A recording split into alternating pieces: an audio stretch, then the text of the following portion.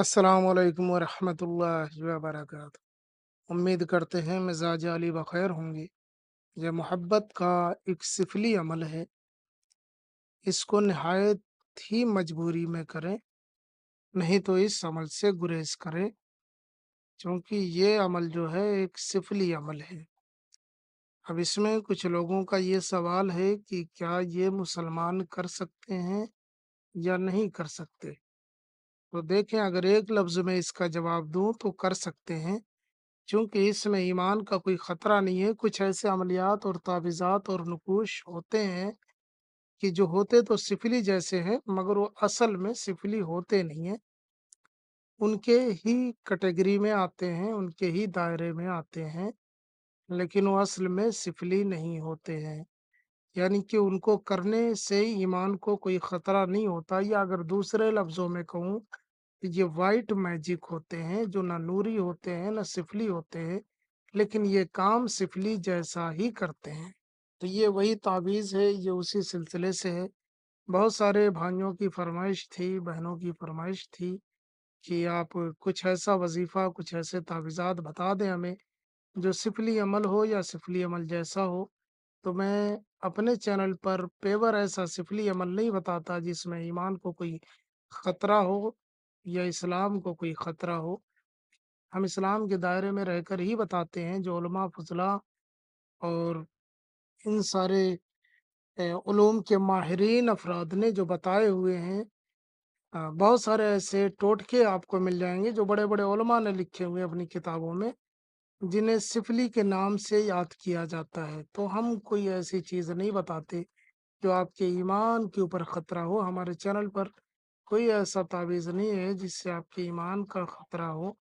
बाज़ औक़ात 1 आध 2 अगर हैं भी, तो हमने पहले ही ताकीद कर दी है कि इसे सिर्फ़ और सिर्फ़ गैर मज़ाहिब के लोग ही कर सकते हैं, उसमें हमने बता रखा है।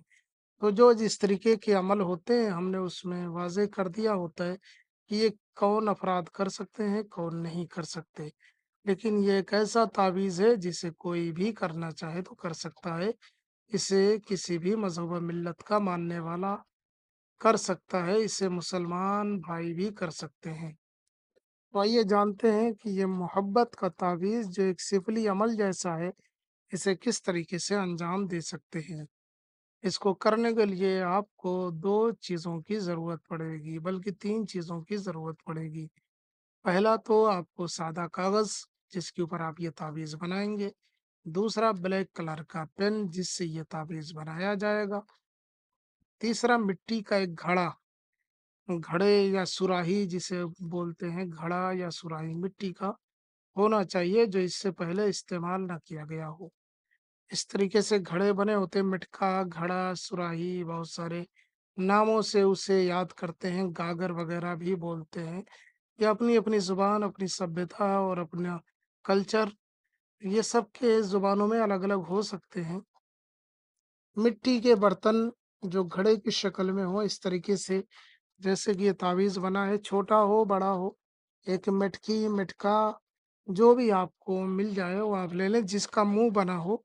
ज़रूरी नहीं है कि इतना ऊँचा हो, थोड़ा बहुत भी उसके ऊपर उभार हो, जैसे पतीली की तरह बर्तन, जो पतीलियाँ हों हमारे घरों में होती हैं, उस तरह भी अगर थोड़ा-सा उभार है उसके मुँह पे, तो भी मटके में आ जाएगा।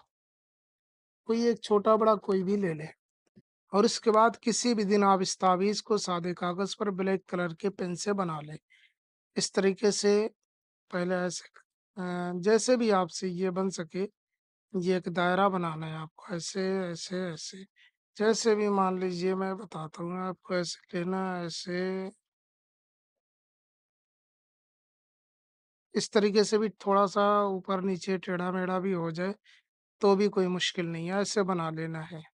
और उसके बाद में फिर आपको इस तरीके से एक डॉट लगा देनी है, ये कर देना है।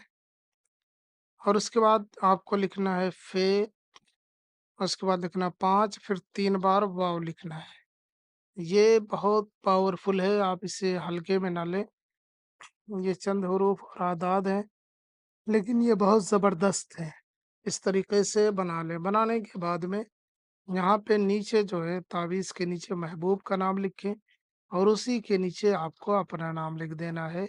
इसमें माँ का नाम लिखने की ज़रूरत नहीं है। और उसके बाद में आप ये तावीज़ बनाने के बाद में इस तावीज़ को फ़ोल्ड नहीं करना है। जिस पेपर पे बनाना है, छोटे पेपर पे बनाएँ।